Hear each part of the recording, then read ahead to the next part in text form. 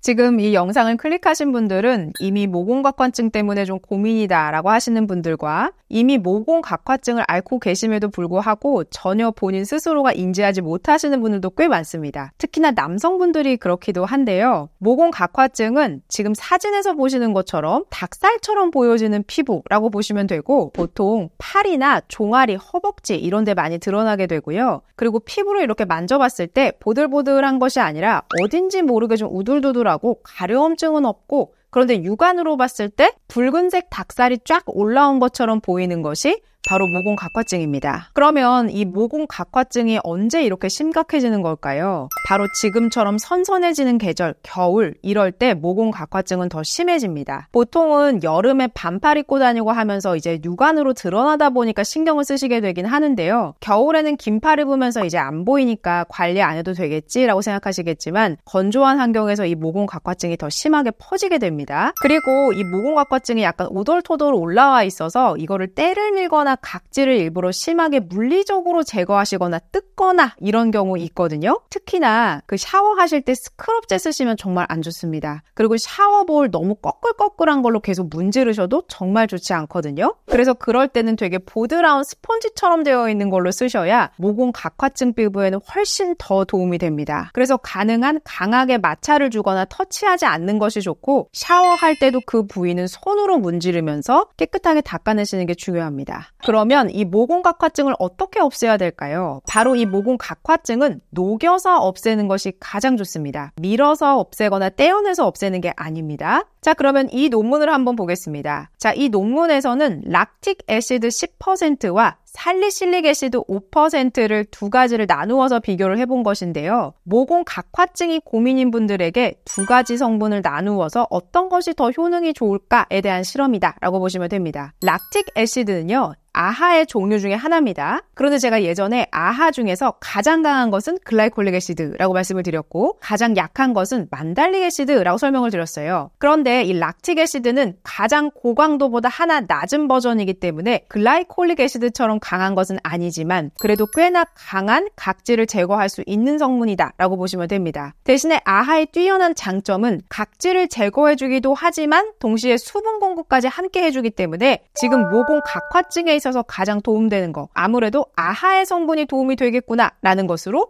이해해보시면 돼요. 그러면 바하인 살리실릭 애시드는 어떨까요? 살리실릭 애시드는 피지를 녹여주는 그러한 역할을 합니다. 그런데 모공각화증은 사실은 각질이 굳어져 버린 것이기 때문에 아하 성분을 쓰는 것이 좀 더 도움이 많이 되겠지요. 그러면 논문 결과는 어떻게 나왔을까요? 아하인 락틱 애시드가 훨씬 더 효과가 좋다 이렇게 나와 있습니다. 물론 살리실릭 애시드도 도움이 된다라고 나오지만 장기적으로 봤을 때나 단기적으로 봤을 때 락틱 애시드 10% 정도 쓰는 것이 모공각화증에 도움이 된다라는 것으로 볼 때 제품 중에 출시되어 있는 것 중에서 락틱 애시드가 10% 정도로 함유되어 있는 것을 쓰시는 게 훨씬 더 도움이 되겠습니다. 그래서 저희 PD님 지인분께서 모공각화증으로 고민하고 계시다고 해서 이분께 저희가 제품을 보내드리고 실험을 한번 해봤는데요. 남성분이고 2주 동안 락틱 애시드 12%가 함유된 제품을 매일매일 써보시겠습니다. 그런데 팔에 좀 우둘투둘 올라와 있었던 모공각화증이 좀 개선된 게 보이시지요?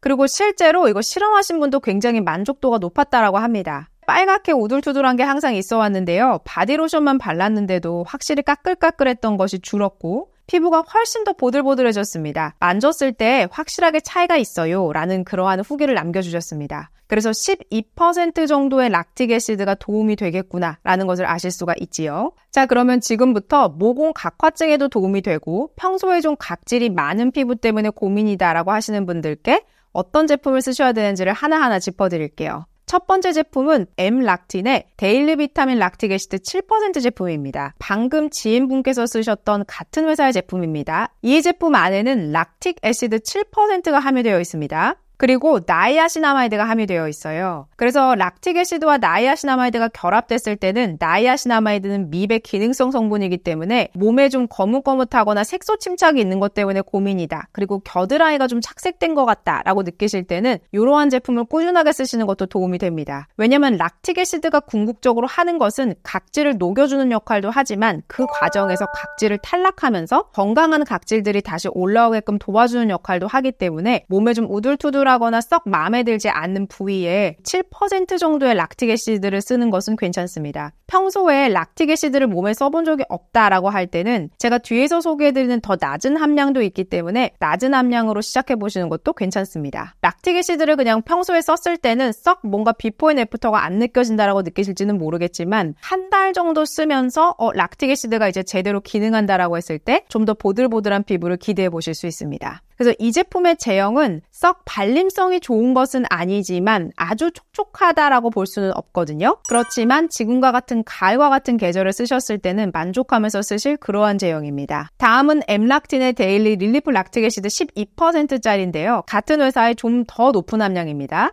이 제품 안에는 미네랄 오일, 다이메치콘 이런 것들이 들어가 있기 때문에 앞에서 썼던 것보다는 조금 더 발림성은 낮지만 뭔가 한 가지 막이 싹 씌워주는 그러한 느낌이 들어서 보습막을 형성해주는 느낌이 든다, 이런 느낌이 듭니다. 이 제품이 바로 좀 전에 그 PD님의 지인분께서 실험해본 그러한 제품이기도 한데요. 12% 정도의 락틱 애시드는 이미 논문상으로도 검증이 됐기 때문에 정말 모공각화증이 고민이다라고 한다면은 전 이 제품 한번 사용해보셨으면 좋겠고, 몸 전체에 바르시는 것보다는 그 모공각화증이 있는 부위에만 쓰시면서 결과를 보시는 것도 좋겠습니다. 가끔 바디크림 쓰다 보면은 유화가 좀 덜 되면서 하얗게 약간 뭉쳐지면서 발림성이 느껴지는 게 있는데요. 그래서 요거는 몇 번 더 문지르게 되면 싹 흡수되는 제형이기 때문에 크게 걱정하실 필요는 없겠습니다. 다음은 엠락틴에서 가장 락틱 애시드의 함량이 높은 15%짜리 바디로션인데요. 이 세 가지 중에서 가장 발림성이 좋고 보습력이 좋은 그러한 제품입니다. 대신에 바르고 났을 때 약간의 끈적거림도 남는 그러한 제품이기도 한데요. 보습력이 워낙 좋기 때문에 그런 부분은 충분히 감안하고 쓰실만 하고, 특히나 각질이 많이 올라오는 뒤꿈치나 팔꿈치 이런 데다가 쓰시는 것도 락틱 애시드 15%는 굉장히 좋은 선택이 될 수 있습니다. 왜냐면 뒤꿈치는 이제 우리가 겨울이 됐을 때 굉장히 고민이 많이 되잖아요. 근데 보습제로 무조건 막기만 하려고 하시는 경우가 있는데 이렇게 각질 제거를 하시면서 보습제를 함께 바르시는 게 훨씬 더 좋거든요. 그리고 모공 각화증도 마찬가지로 이렇게 15%가 조금 더 욕심나서 쓰시는 건 좋지만 제품을 두껍게 바르면 아무래도 효능이 더 깊이 들어가고 더 강하게 발현되면서 너무 심하게 각질을 탈락시킬 수도 있기 때문에 이 제품은 한 번만 싹 레이어해서 바르시고, 혹시라도 보습감이 부족한 것 같아요 라는 생각이 드신다면 보습제만 간단하게 바르시는 것이 더 좋겠습니다. 그래서 세 가지 제품을 좀 정리해드리면 가운데 있는 12%짜리를 이제 지인분께 테스트하면서 만족도 높게 봤다라고 보시면 되고요. 락틱 애시드 7%는 미백 기능성을 받았기 때문에 몸 부위에 좀 거뭇거뭇한 부위에 같이 활용해 보시면 좋고, 15%는 이 세 가지 중에서 가장 높은 보습력을 자랑하고 있지만 약간 좀 두꺼운 그런 느낌도 있어서 뒤꿈치나 팔꿈치 각질이 많이 올라오는 데에 쓰셨으면 좋겠고, 만약에라도 보습이 부족하다라고 할 때는 이 제품을 덧바르시는 것보다는 다른 보습제를 함께 쓰시는 게 좀 더 안전하게 쓰시겠다라고 이해하시면 되겠습니다. 자, 그러면 락틱 애시드를 만약에 얼굴에 쓰고 싶다, 전 얼굴에도 각질이 너무 많습니다 라고 하면 어떤 걸 쓰면 좋을까요? 바로 디 오디너리에도 있습니다. 이 제품은 완전히 물처럼 차르르 흐르는 제형이어서 첫 번째 토너 단계처럼 쓰시는 게 좋고요. 그리고 만약에 얼굴에 쓰신다면 화장솜에 적셔서 쓰시기보다는 적정량을 얼굴에 덜어서 토너 단계에서 쓴다라고 보시면 됩니다. 대신에 제가 이 제품을 얼굴에 썼을 때는 조금의 자극감이 있었고요. 그래서 이 제품을 얼굴에 처음부터 쓰신다라고 했을 때는 꼭 목이나 얼굴과 가까운 피부에 한번 써보신 다음에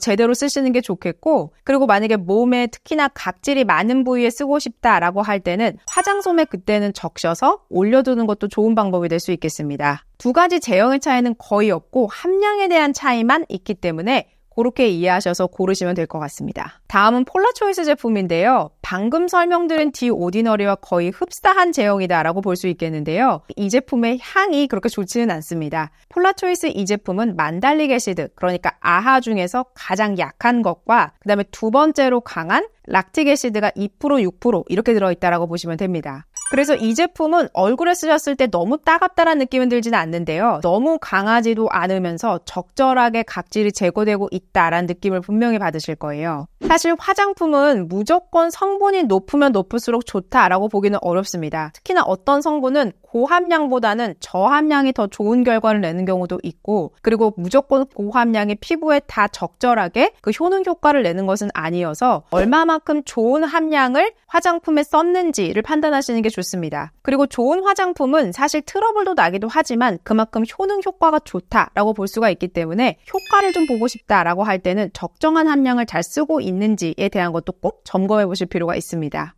다음은 빌라주라고 하는 제품인데요. 이 제품이 아마도 오늘 소개하는 제품 중에서 가장 무거운 바디크림이 아닐까라는 생각이 듭니다. 보습력으로서는 참 괜찮은데요. 이 제품엔 글라이콜릭 애시드, 그러니까 아하 중에서 가장 센, 그런데 함량도 12%가 들어가 있는 그러한 제품입니다. 가장 무겁다라고 느끼는 이유는 바로 페트롤라툼, 우리가 바세린에 들어가 있는 그러한 성분이 함께 들어가 있기 때문인데요. 충분히 꾸덕하게 잘 발려지는 그러한 바디크림이고 보습감은 좋지만 글라이콜릭 애시드가 12% 들어갔다라고 하는 것은 굉장히 고농도의 고함량이기 때문에 이 제품은 가장 두꺼운 부위, 그러니까 뒤꿈치라던가 팔꿈치 같은 데 활용하시는 게 더 좋습니다. 이 제품은 제가 겨울에도 뒤꿈치 관리할 때 한 번 더 어떻게 활용하면 좋은지에 대해서 설명해드리고자 합니다. 이 제품의 주의사항은 아하가 아주 고함량으로 들어있기 때문에 사용하시기 전에 패치 테스트 해보세요 라고 되어 있거든요. 그래서 약간 좀 잘 보이지 않는 부위에 좀 발라보시면서 전체적으로 발라도 될지에 대한 것을 테스트해보시는 게 좋고, 저는 뒤꿈치를 테스트해보시는 것을 추천드립니다. 오늘은 이렇게 모공 각화증에 대해서 알아보았는데요. 참 댓글로 많이 질문 주셨던 내용인데 드디어 모공 각화증에 대해서 다룰 수 있게 됐습니다. 피디님 지인분께서 모공 각화증 영상을 위해서 많은 도움 주셔서 진심으로 감사드린다는 말씀 드리고 싶고요. 오늘도 도움이 되셨다면 구독과 좋아요, 알림 설정까지 부탁드릴게요. 앞으로도 좋은 정보를 드리기 위해서 모든 노력을 다하겠습니다. 고맙습니다.